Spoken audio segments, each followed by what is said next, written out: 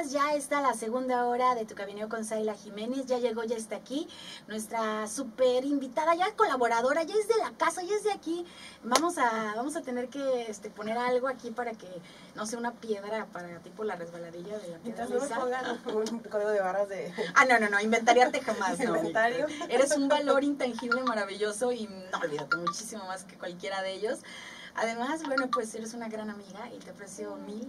Sí. Ay, ya me puse sensible. Ahora nos vamos a poner, ahora hay que ponernos terroríficos porque, bueno, tenemos un tema interesante. Por cierto, saludos a Antonio Castillo que nos está escuchando. Gracias también a quienes nos estuvieron pidiendo sus rolitas, Les complacimos a todos y a todas. Gracias por esa interacción. Pero bien, vamos poniéndonos interesantes porque esto de las leyendas es algo que también se puede consumir como un material cultural, que nos habla de lugares que de repente en varias regiones están así tipificados como de terror, como cuando vas en tu auto y de repente sientes que el fantasma llegó y está, incluso hay quienes afirman hablándote, ¿no? O ves su silueta, o en fin, hay muchas historias, Marisa. La Llorona, por ejemplo, es la típica historia que se me viene a la mente ahorita, pero tú nos vas a abrir así como que el panorama en torno a todo ello. Así que bienvenida.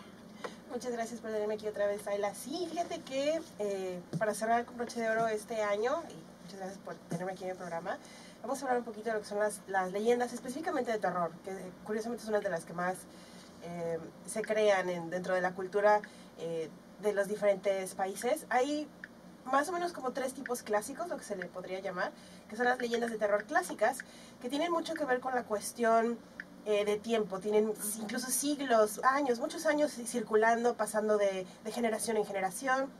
Tienen mucho que ver también con lo que son las cuestiones culturales y religiosas de las áreas específicas de donde es cada una de estas leyendas. Y muchas veces son reconocidas por ser tan clásicas de cierto país, se reconocen a nivel mundial. En el caso, como tú mencionabas, por ejemplo, en México y todo lo que es Hispanoamérica, lo que es la Llorona, que es una de las figuras como más fundamentales de leyendas de terror. Y dependiendo del lugar a donde vayas o donde preguntes el origen de esta leyenda, hay pequeñas variaciones.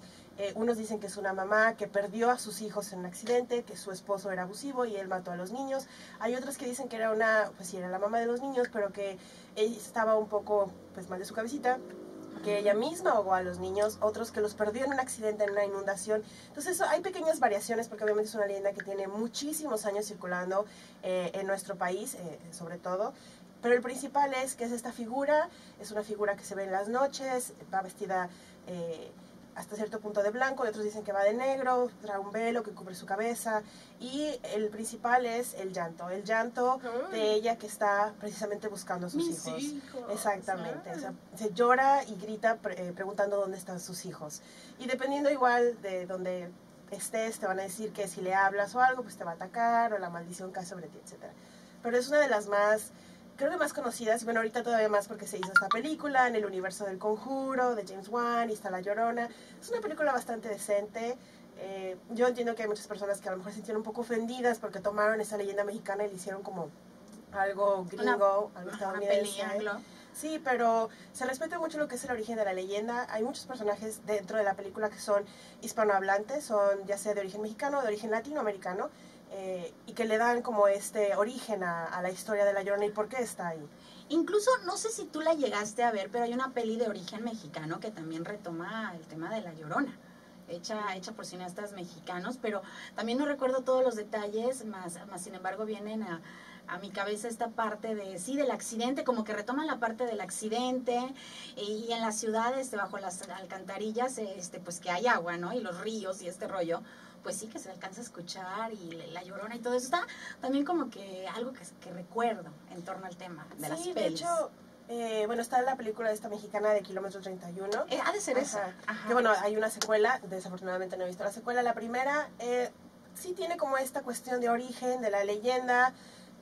No es una película terriblemente mala, de hecho fue bastante famosa. Yo recuerdo cuando salió, fue en nuestra juventud, hace poquito, hace poquito seguimos igual de increíbles, maravillosas. Y ha habido otras iteraciones igual dentro de lo que es el cine hispanoamericano, pero creo que como leyenda me encanta porque dentro de varios estados de la República existe cada quien con su propia versión. Entonces es este tipo de, eso nos referimos con leyendas clásicas, es como una figura muy perenne y con pequeñas variaciones, pero es como la misma iteración, es esta mujer, esta madre que está buscando a sus hijos. y llora, ¿no? Y llora y gime en las calles por la noche. Eso es lo más terrorífico. Pero no es el único lugar que tiene cierto aire de leyendas de terror. Hay otros recintos, ¿no? De repente se me viene a la mente los hospitales, ¿no? Y esa peli donde ves el hospital y las luces que están fallando y todo es tan frío en los hospitales a veces. Lo peor del caso es que las los morgues. Hospitales en México fallan las luces, aunque no sea película de terror. Pero, y tú sí sabes porque además pues eres médico, así que sí sabes de ese rollo. He vivido en hospitales. ¿Has vivido? Sí, otra de las leyendas que es muy... pues está muy permeada en lo que es la cultura mexicana es esta leyenda de la planchada. Que es típica de los hospitales. Prácticamente todos los hospitales, sobre todo los que tienen más años funcionando como hospitales, tienen su propia versión de la planchada. Igual es esta versión, perdón, generalmente es una enfermera. Le dicen la planchada porque antes pues, los uniformes de las enfermeras iban almidonados y antiececitos y así todos muy propios, ¿no? Propios. Ahora son un poquito más prácticos, afortunadamente para todo el personal de enfermería, sí, se lo necesitan. Sí. Y entonces esta enfermera que va siempre muy pulcra, muy almidonada, igual depende como de, ya sea del hospital o del estado de la república donde te encuentres, varía un poquito el origen o la historia. Unos dicen que era una enfermera muy dedicada y que falleció en el hospital y que ahora se dedica en muerte a ayudar a los que todavía están enfermos. Y hay historias de enfermeras que dicen, bueno, es que yo estaba haciendo mi ronda y no sé qué, y de repente escuché que otra compañera, una enfermera, me dijo, oye, a tal paciente se le puso mal el medicamento, tiene mal la solución, ve, chécalo. Y ellas se paraban, iban, checaban, pero la otra enfermera que les había avisado ya no estaba. Exactamente. Wow, o sea, eso está padrísimo porque te digo que está este misticismo y raya entre gente que a veces sí te puede afirmar, ¿no? Sí, que los han visto. Que los han visto. Yo a mí nunca me ha tocado, pero sí conozco mucho personal de enfermería, de hospitales, que han visto este tipo de apariciones básicamente. Y en el caso de la planchada, como comentaba, hay muchos hospitales donde es una figura muy... no, primordial, o sea, es algo que con lo que ellos viven todos los días, no que todos los días les pasen cosas sobrenaturales o paranormales. Entonces, esta es la versión como buena onda de la planchada. Hay otra en la que dice que era una enfermera, que andaba con un médico, casado, y que ella se suicidó por esta cuestión de que él no encargaba a la esposa y que ahora pues se dedica a atormentar a los médicos y al resto del personal de enfermería en el hospital. También está interesante esa versión, ¿no? Curiosa. Por cierto, hablando de apariciones y de que hay testimonios muchas veces que conocemos, el amigo, el primo, alguien cercano a nosotros en la clase, en fin, te dicen que vas por ciertos lugares de Colima y que tienen ese aire así como de misticismo donde se te aparece y literal se te sube al auto. Habrá a lo mejor taxistas que me estén escuchando ahorita y digan, es que nos ha pasado, de verdad que sí. Háblame de algunos que tú conozcas aquí en lo local. Pues creo que uno de los más conocidos es lo que sería el puente de entrada hacia Comala, ya sea de ida o de regreso. Sí. La leyenda dice que en la noche, si te detienes por algo, se te va a subir este fantasma en el asiento trasero de tu vehículo, ¿no? Y eventualmente lo que debes de hacer es no debes hablarle, no debes decirle nada, simplemente seguir manejando y en algún momento se va a bajar y tú vas a poder seguir por tu camino. ¡Wow! Pero sí pasa, de verdad que sí. Yo creo que conozco más de una vez que alguien me lo ha comentado. Incluso hay de repente, por ejemplo, por Madrid, me parece, Caleras, esta región, también llegó a existir esta parte del fantasma, ¿no? Que también... Y no sé, se me pueden venir de repente a la memoria otros tantos, pero es curioso que también sucede en nuestra región. Ahora bien, hay algo que también me encanta y es esto de los nahuales, que de repente a través de ciertas películas, yo pude disfrutar, incluso hay películas infantiles que hablan de estas historias, a ver si nos las recomiendas, pero nos explicas un poco más a detalle si esto de los nahuales tú lo considerarías como también otro tipo de leyenda fantasmagórica o entraría en otra clasificación. Es que hay una parte de los nahuales que sí entraría como tipo leyenda de terror clásica, porque es algo que viene de hace mucho tiempo, ¿no? Incluso antes de la conquista. El asunto con los nahuales, bueno, viene del nahualí, significa oculto, escondido o disfraz. Y hay como tres formas en las que se interpretan dentro de la mitología lo que son los nahuales. Una es que son como brujos. Okay. Y es una persona que a través de ciertas artes mágicas posee la capacidad de transformar su cuerpo en el de un animal, que sería como su tótem, como su identificador, ¿no? Su protector, su guardián, etc. Entonces, incluso hay quienes dicen que se podían convertir en objetos o en fenómenos naturales como rayos o tormentas, así estilo X-Men. pero esa es como una de las iteraciones de lo que son los nahuales. La otra es que un nahual es esta figura, generalmente son animales que funciona, que se te asigna desde que naces y es básicamente tu guardián o tu tutor, o sea, tu tótem básicamente. Y se te aparece en sueños, te da consejos, te orienta, te consuela y es esta figura pues realmente bastante benévola. Y luego está la otra parte en la que es una especie de entidad anímica, así le llamaba la bibliografía, porque existían tres estados anímicos dentro de lo que es la mitología clásica, lo que es el Tonalí, el Teyolía y el Ijiotl. Sé que los estoy pronunciando terriblemente mal, discúlpenme. Entonces son básicamente como donde radica el poder que permite esta transformación, pero estos ya no son necesariamente siempre buena onda. Muchas veces pueden ser vengativos o ser molestarse por cosas muy sencillas e atacar a las personas que los están molestando, que les están interrumpiendo como su paz y su felicidad interior.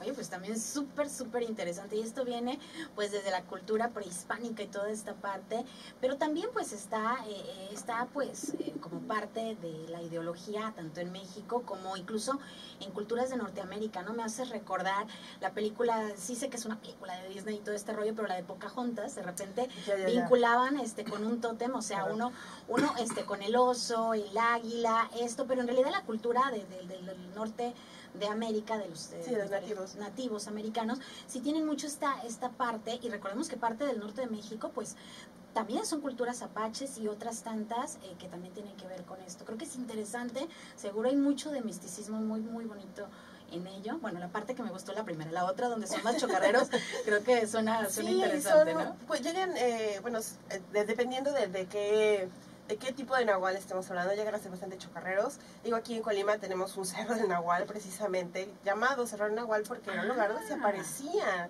este nahual y era ligeramente chocarrero con las personas que lo hacían enojar.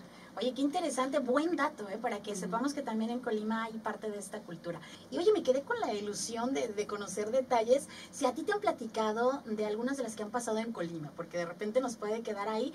Hablabas hace ratito del Cerro del Nahual, hablábamos hace rato también de estos fantasmas de carretera, ¿no? Hablábamos de por allá por el lado de Tecomán, Madrid, Calderas, y también hablábamos de Comala. ¿Tú conoces algún caso donde te hayan platicado más en corto de esa experiencia? Sí, de hecho hay igual es una leyenda, es totalmente local, de lo que es en el Cóbano, por donde está ahorita lo que es la Facultad de Artes Plásticas y todo esto, y es una chica que se aparece de la noche y, la leyenda básicamente dice que si, generalmente su cabello cubre su cara así como tipo la niña del aro, pero que si llegas a verle el rostro cuando estás interactuando con ella, porque inicialmente no te das cuenta que ella pues es fantasma, ¿no? O sea, se ve como una muchacha que está caminando por la calle, que si llegas a verle el rostro vas a morir, básicamente es la leyenda. Oye, me hace recordar lo de Medusa y no sé cuántos otros personajes mitológicos y que tal vez alguna vez fueron leyendas, ¿no? Que si los volteabas a ver... Bueno, sí, Medusa te convertía en piedra, ¿no? Sí, el asunto con esta leyenda del Cóbano, sí, de hecho conozco a varias, al menos a 2 personas que ellos platican que la han visto. Ellos venían manejando, venían pues, de un cotorreo, se estaban un poco perdidos y pasaron precisamente en la curva que da para antes de entrar a lo que es la Facultad de Artes Plásticas. Y vieron a esta chica pues, vestida normal, cabello largo, que le cubre un poco la cara. Le preguntaron directamente hacia dónde tenían que ir porque estaban perdidos y platican que la chica simplemente, sin levantar la cabeza, con la mano apuntó hacia dónde tenían que seguir su camino. Ellos no le vieron el rostro, obviamente siguen vivos. Después me parece que estaban en un kiosco, en un Oxxo, platicando lo que les pasó, porque ya después empezaron como a atar cabos de cuando estaban hablando con ella, de repente hizo mucho frío, bajó la temperatura y oye, ¿le viste los pies? No, yo no le vi los pies, oye, y esto, y casi como pequeños detallitos que ya después se les vinieron a la mente. Les cayó el 20, exactamente, ¿no? Y una persona de la comunidad los escuchó y les dijo, no, pues es que es una leyenda, es esta chica. Igual hay versiones sobre lo que es su origen, una que a ellos les platicaron es pues que era una chica que pues fue asesinada y fue aventada por ahí su cadáver y ahora vaga por la carretera pues esperando obtener paz. Wow, está muy intenso, ¿no? Porque más que nada también existen estos testimonios en lo local, en la región. Hablando de leyendas de terror que se vuelven leyendas urbanas, ¿Tú podrías mencionar como tu top de las más famosas a nivel ya nacional y a lo mejor algunas del extranjero? Si es que yo te preguntaría, también en el extranjero, ¿habrá leyendas de terror así súper afamadas? Platícame de ambos casos. Sí, sobre todo lo que es el continente europeo, que es el más antiguo. Bueno, no el más antiguo, tienen un poquito más de tiempo existiendo como civilización. Tienen igual muchas leyendas, está la leyenda de las brujas de Praga, leyendas acerca de montes, de valles, lo que es ya en el continente americano donde nosotros estamos. Bueno, aquí habría que hacer la aclaración en que las leyendas de terror, en la clasificación hablábamos ahorita de lo que son las clásicas, que son las que tienen mucho tiempo, siglos, están muy influenciadas por lo que es la cultura del lugar, local. Y otra, que son mucho más recientes, serían lo que son las leyendas urbanas. Las leyendas urbanas tienen mucho que ver con la cuestión de acontecimientos modernos, acontecimientos recientes, o ya empieza a verse un poquito lo que es cuestiones de tecnología y de avances tecnológicos. Por ejemplo, una leyenda urbana muy clásica aquí de México sería lo que es el chupacabras. Ah, claro, o sea, de repente lo veíamos como nota periodística en los medios. En los 90 fue todo el chupacabras, Jaime Maussan, yo recuerdo, hizo un montón de investigaciones. Los borreguitos succionados. Las mutilaciones de ganado, todo eso ya son un poco más de... Así como de vampiros. De leyendas, eso ya sería una leyenda urbana. Alguna otra leyenda urbana, por ejemplo, yo me acuerdo que cuando empezábamos a querer salir a los antros, la típica de no, pero es que no tomes hielo porque el hielo le ponen no sé qué cosa y te van a drogar, te van a robar, te van a quitar un riñón, etcétera, etcétera. Sí, pues si te quieres que no, eso te da terror, ¿no? Oye, yo sé, no te vayas a reír, pero me hiciste recordar a que cuando uno es niño, de repente el tipo de muñecas que había antes, ahorita, bueno, pues hay tantas variedades, ¿no? Pero esas que de repente en la oscuridad, los ojitos así de canica, y de repente la película de Pedrito Fernández. Claro, sí. No la puedo dejar de mencionar en este momento, Marisa, pero también las muñecas que de repente se mueven, yo creo que esa película ha traumado a varias generaciones de mexicanos, de niños mexicanos. Buenísima, tienen que verla, y más ahora que ya cerramos otra década. Sí, por favor, es un clásico mexicano, por favor. ¿Vacaciones del terror o cómo Vacaciones se llama? del terror. Sí, es una muñeca muy aterradora, de esas que tienen ojitos como de... tienen un peso que cuando la pones en cierta posición abre los ojitos ella sola, ¿no? Sí, las caniquitas, así. Entonces, sí, las muñecas y todo lo que son cuestiones de muñecos siempre han tenido como dejo de ser un poquito aterradores. Sí. Y el cine y los cuentos no nos ayudan mucho. Le abonan más, ¿no? Sí. Oye, pues está interesante y vaya que sí dimos ahora sí que un paseo por lo que pasa en México, pero que también son algunas leyendas urbanas que aquejan a diferentes partes del mundo. A través de las películas japonesas yo también recuerdo algunas tipo leyendas urbanas. Recuerdo esa que al final de la peli, ya ni modo. Lo bueno es que no voy a decir el nombre o ya los spoileé así cañón, pero al final el fantasma lo traía en los hombros y era esta chica. Sí. Estaba buenísima esa peli. Sorry, porque ya a lo mejor dije esa parte. Esa es... me parece que esa es coreana.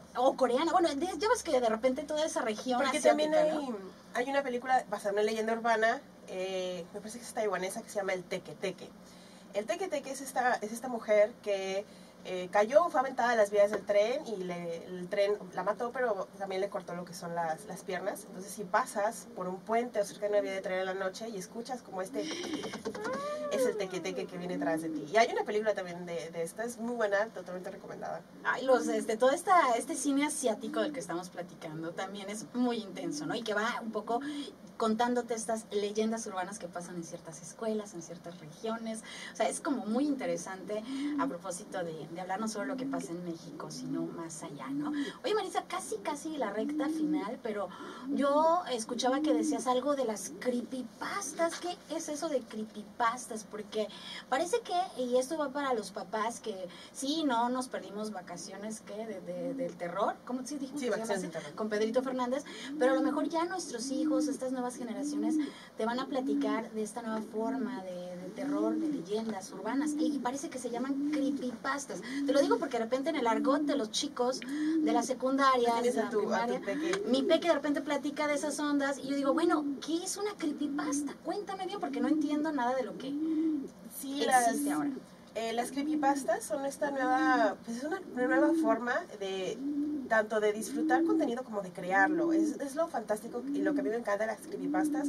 No solo puede ser alguien que lo lee o le disfruta, son historias cortas, son de terror, básicamente todas. Tienen muchos elementos que se clasifican como leyendas. Hay unas que ya son muy grandes y que han tenido ahí ciertas cuestiones un poquito desagradables. Y con esa cuestión de la tecnología es increíble, pero es algo en lo que tú también puedes ser un creador.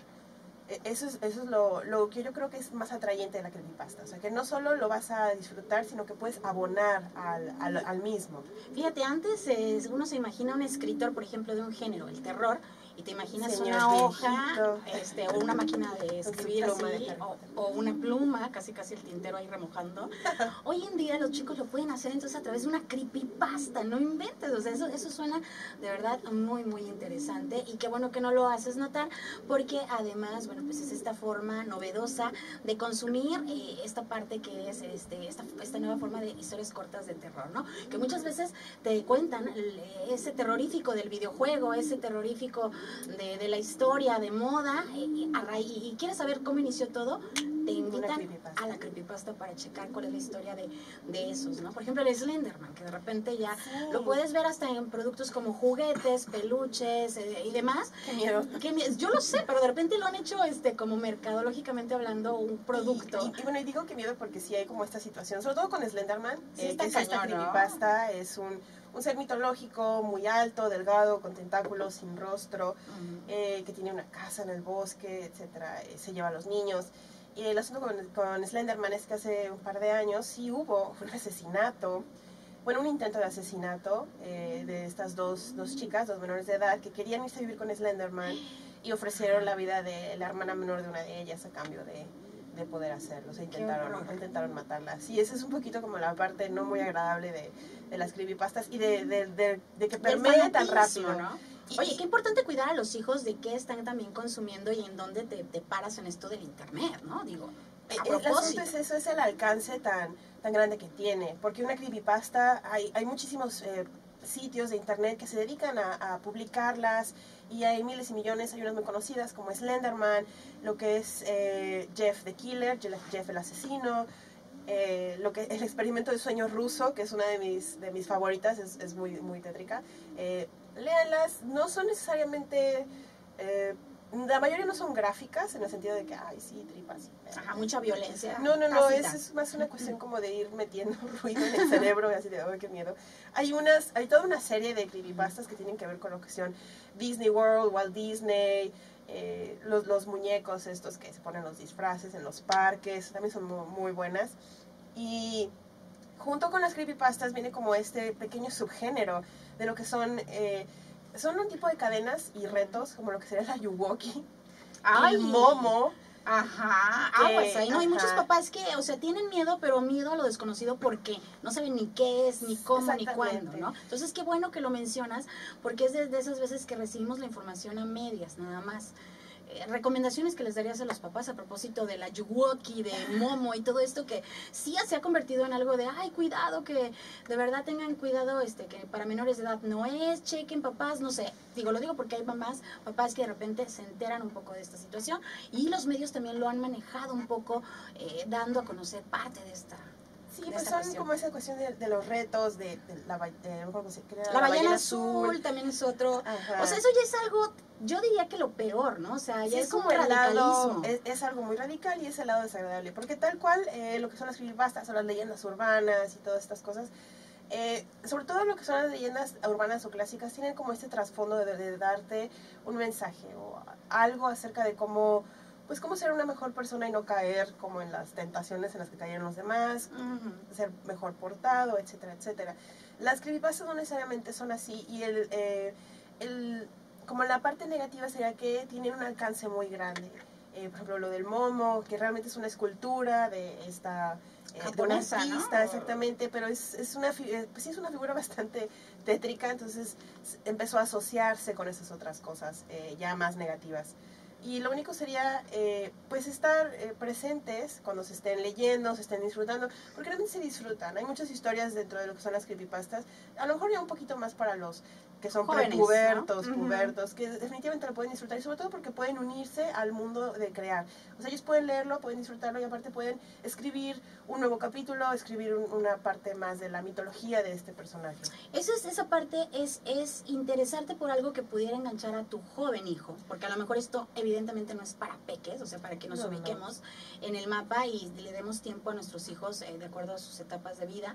Pero si ya tienes un joven o que está por ser joven adulto y tienes tus intereses, bueno, pues invitarlo a que derroche su creatividad en una creepypasta. Creepypasta, estaría padrísimo, Maris.